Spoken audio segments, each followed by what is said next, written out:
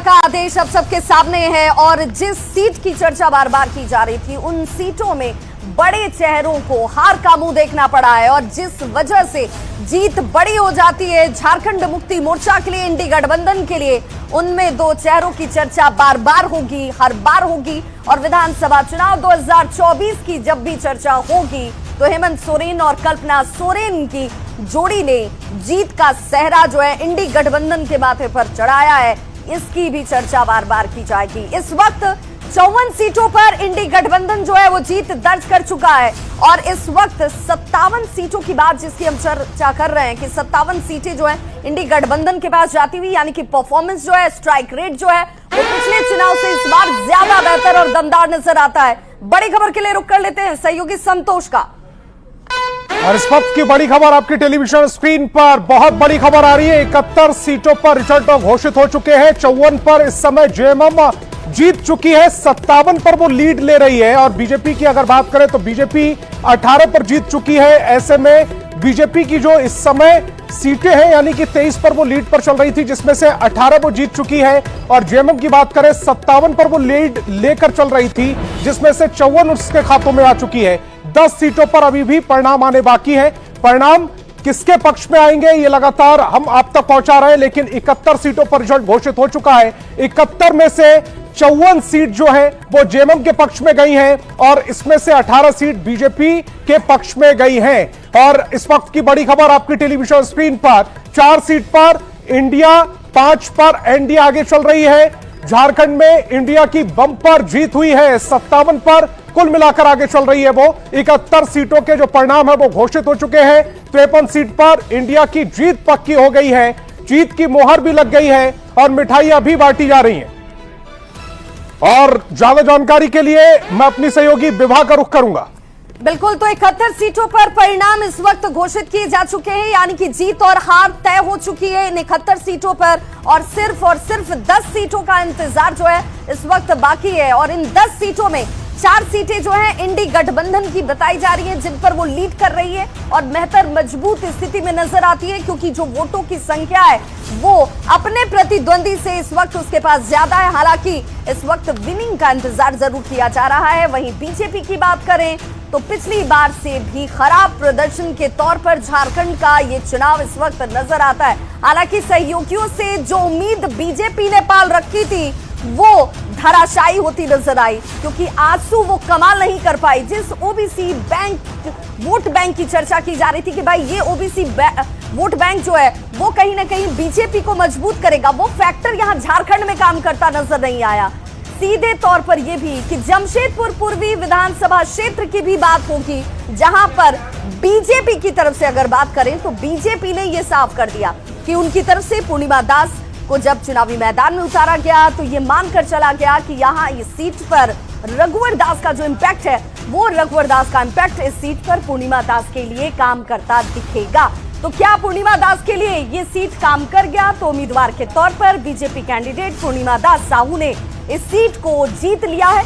पूर्णिमा साहू ने कांग्रेस उम्मीदवार डॉक्टर अजय कुमार को 40,000 से ज्यादा वोटों से शिकस्त दी। जीत दर्ज करने के बाद पूर्णिमा साहू ने न्यूज 18 से एक बार फिर खास बातचीत की और बातचीत में कहा कि जनता ने उन्हें अपना प्यार और दुलार दिया, बेटी और बहू मानकर उन्हें ये विजय श्री दिलाई है। पूर्णिमा दास साहू से बात की न्यूज 18 संवाददाता आशीष तिवारी ने।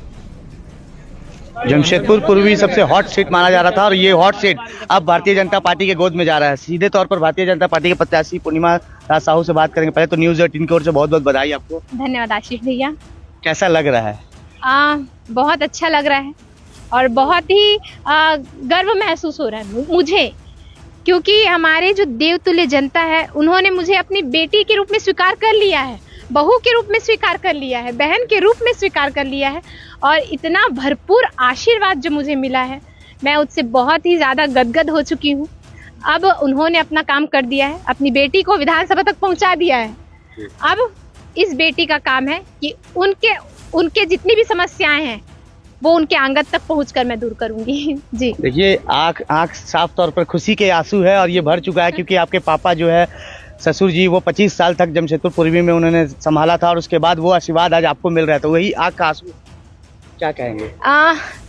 उन्होंने अपने 25 साल जो है वो जमशेदपुर क्षेत्र के वासियों की सेवा में लगाया है। यहाँ का एक एक कोना उनके विकास की गवाही देता है। तो बस उस सेवा को मुझे आगे बढ़ाना है और मैं चाहूँगी कि आगे चलकर हमारा जमशेदपुर जो पूर्वी क्षेत्र है वो पूरे राज्य में अपना नाम रोशन करे। कई बातें सामने आ रही थी, कई विरोध भी हो रहे थे, क्या लगता है सभी विरोध को दरकिनार करके जनता ने आपको आशीर्वाद दिया? देखिए, अब जब परिणाम सामने आ गया तो विरोध की बात नहीं करेंगे हम। अब मुझे अगर मगर या किंतु परंतु इसमें नहीं जाना, क्योंकि अब परिणाम सामने है। तो मैं बस इसे जीना चाहती हूँ और अपनी जनता के समक्ष आना चाहती हूँ। क्या जनता को क्या अपील करेंगे और क्या मुद्दा रहेगा आपका? जनता से बस आपके माध्यम से मैं उन्हें आभार व्यक्त करूंगी, हृदय से आभार व्यक्त करूंगी, उन्हें प्रणाम करती हूँ कि आपको भी मैं मान गई कि आपने इस बेटी पर विश्वास जताया। आप बेटी के सम्मान में, आप बहुओं के सम्मान में आप हमेशा सामने रहे हैं और ये किसी से छिपा नहीं है, आपने विश्वास जताया है।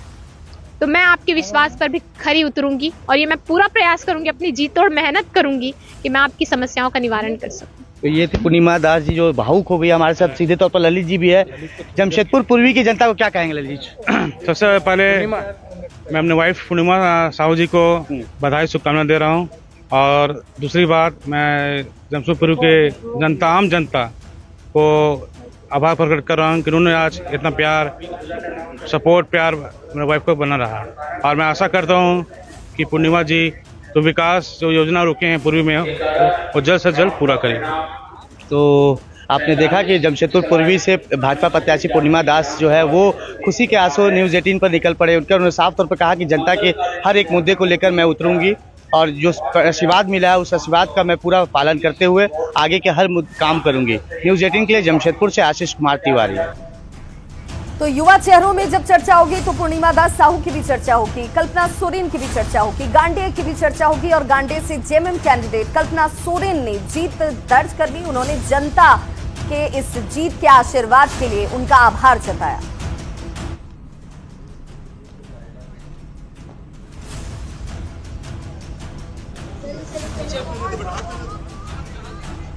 गिरिडीह की जनता हो, झारखंड की जनता हो, सबको मेरी तरफ से तहे दिल से मैं सबको बहुत बहुत शुक्रिया अदा करना चाहती हूँ और आभार करना चाहती हूँ और सबका प्यार और आशीर्वाद मिलते रहे, बस मैं यही कहना चाहूंगी। तो देखिए, झारखंड में जेएमएम की जीत पर जश्न का माहौल और ये जश्न बनता है। बीजेपी प्रवक्ता विनोद पांडे ने हालांकि रंग गुलाल उड़ाकर जश्न मनाया। उन्होंने ये भी कहा कि इस जीत के लिए मुख्यमंत्री हेमंत सोरेन को बधाई मैं देता हूं।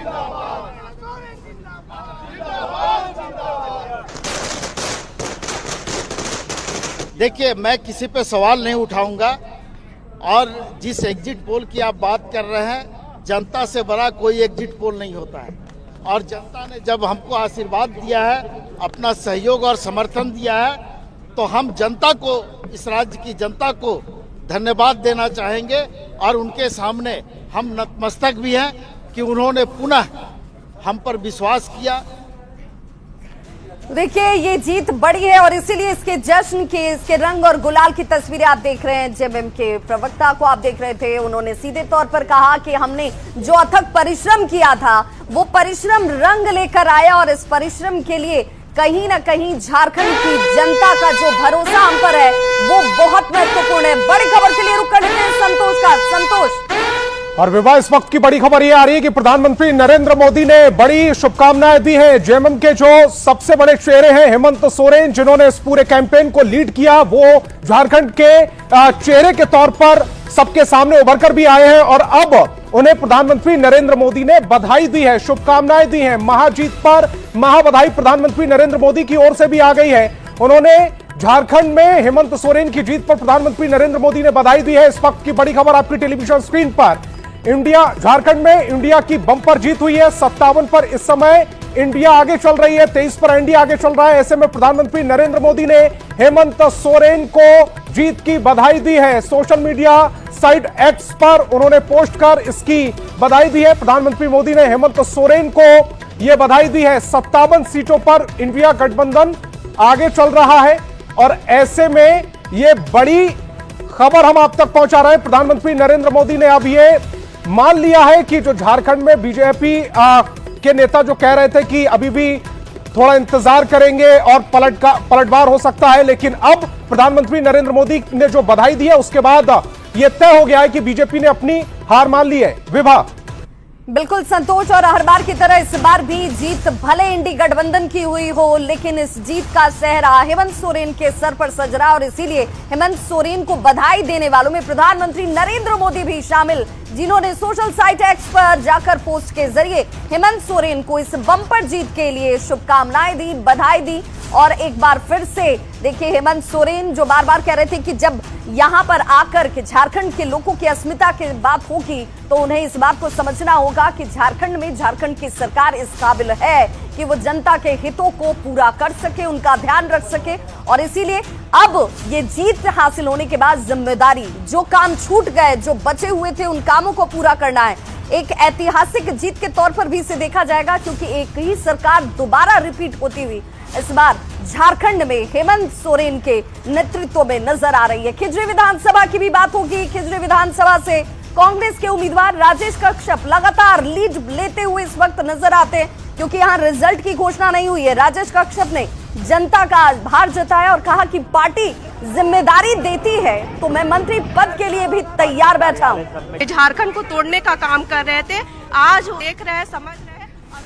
झारखंड की जनता ने सराहा और हमारी योजनाओं के साथ, हमारे कार्यों के साथ में झारखंड की जनता विश्वास के साथ खड़ी रही। मैं पूरे झारखंड प्रदेश के एक एक जन का मैं उनका आभार व्यक्त करूंगा, जिन्होंने हमारी इंडिया गठबंधन पे विश्वास किया है, आदरणीय मुख्यमंत्री हेमंत सोरेन जी पे विश्वास किया है। जनता ने जो जिम्मेवारी दिया है उसको निभाने का प्रयास करूंगा। तो देखिए, जीते हुए कैंडिडेट अब ये कह रहे हैं, जब मीडिया के सामने पहुंच रहे हैं, कि जो जिम्मेदारी जीत के तौर पर हमें मिली है उस जिम्मेदारी को बखूबी निभाएंगे। हजारीबाग के बरही विधानसभा सीट की भी स्थिति आपको क्या है बताते चले। भारतीय जनता पार्टी के जो उम्मीदवार हैं मनोज कुमार यादव भारी मतों से यहां जीत दर्ज कर चुके हैं। पहले ही राउंड से उन्होंने अपनी बढ़त बनाकर रखी थी और रिजल्ट निकलने तक उनकी ये जीत में तब्दील होती हुई बढ़त साफ तौर पर नजर आई। जीत के बाद उन्होंने न्यूज़ 18 के साथ खास बातचीत की और बरही के मतदाताओं के प्रति अपना आभार जताया। क्या कुछ उन्होंने कहा है, जरा सुनिए। सुशांत सोनी ने उनसे बातचीत की। हमारे साथ जो है प्रत्याशी मनोज कुमार यादव, हम इनसे ही जानेंगे। देखिए, कई वर्षों से आप जो है काफी समय से राजनीति का जो है उन्होंने आपने काम किया है और अभी से जो है जनता ने फिर से आशीर्वाद दिया, क्या कहेंगे? देखिए, हम बरही विधानसभा क्षेत्र के तमाम मतदाताओं को जातीय बंधन को तोड़ के सभी लोगों ने एकजुट होकर आदरणीय नरेंद्र मोदी जी के नेतृत्व में विश्वास व्यक्त किया और यही कारण है कि आज बरही विधानसभा क्षेत्र में भारतीय जनता पार्टी का परचम फहरा है। ये सबसे बड़ी बात है कि बरही विधानसभा क्षेत्र का जो बरही शहरी एरिया है, वहाँ पीने के पानी की बहुत भारी समस्या है। चौपारण में जो शहरी एरिया है वहाँ भी पानी पीने की समस्या है। यह दोनों हमारे प्राथमिकता में रहेगी और बहुत सारी समस्याएं हैं जिसका हम समाधान अपने सांसद आदरणीय मनीष जायसवाल जी के सहयोग से मिलजुल के हम लोग इसका समाधान करेंगे। तो देखिए, ये हमारे साथ भाजपा के प्रत्याशी मनोज कुमार यादव है। बता दें कि अभी से जो है खुशी का लहर देखने को मिल रहा है और यहाँ से जो लोग है बरही विधानसभा क्षेत्र जो है भाजपा के कार्यकर्ता सहित जो प्रत्याशी पहुंचेंगे और जश्न का जो है माहौल देखने को मिल रहा है। सुशांत सोनी, न्यूज़ 18, हजारीबाग। तो वहीं बोकारो विधानसभा क्षेत्र से कांग्रेस उम्मीदवार श्वेता सिंह ने बीजेपी उम्मीदवार बिरंची नारायण को शिकस्त दे दी है। बार बार जीत दर्ज करने वाले बिरंची नारायण इस बार हार गए। जीत दर्ज करने के बाद श्वेता सिंह ने कहा कि ये हमारे बोकारो के परिवार के लोगों की जीत है, ये जीत सिर्फ मेरी नहीं है।